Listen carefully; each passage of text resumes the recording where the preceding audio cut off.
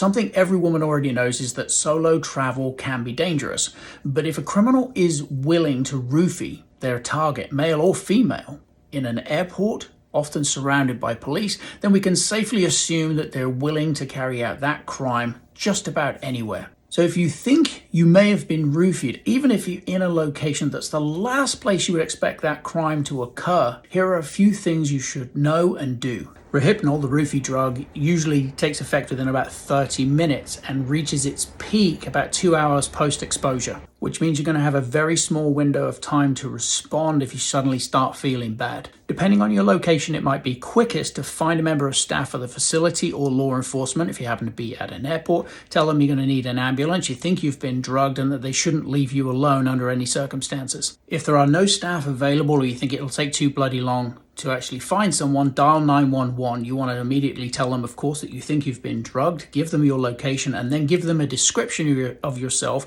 your clothing, your hair color, and your shoes that you're wearing, because if somebody tries to relocate you from that location because the drug takes effect quicker than expected, it'll be very hard for them to change your hair or change your shoes. They may throw a jacket on over the top of your other clothing, but at least that way law enforcement has a place to start. If the effects of the drugs are moving so swiftly you don't think you can manage any of that, look for a family with kids and ask for their help. It's much better for you to select someone from within the environment and ask for help than to accept help from someone within the environment. Primary reason that in most cases people are unwilling to help a stranger, and the person that may voluntarily step forward to lend assistance may well be the bloody muppet that actually roofied you in the first place. So it'll be better for you to choose someone than to have someone volunteer. Whatever you do, don't remove yourself from a busy environment and go somewhere quiet like a bathroom. Splashing cold water on your face may sound like a good idea to try and get yourself back in the game, but it could be washing away evidence. In addition, you don't want to go somewhere quiet where it's secluded, and it's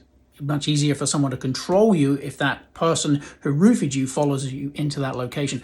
One last thing, don't pee if you can help it either, because the drugs are in your system. If you pee, you could be flushing them out, and they're going to need that for the investigation later.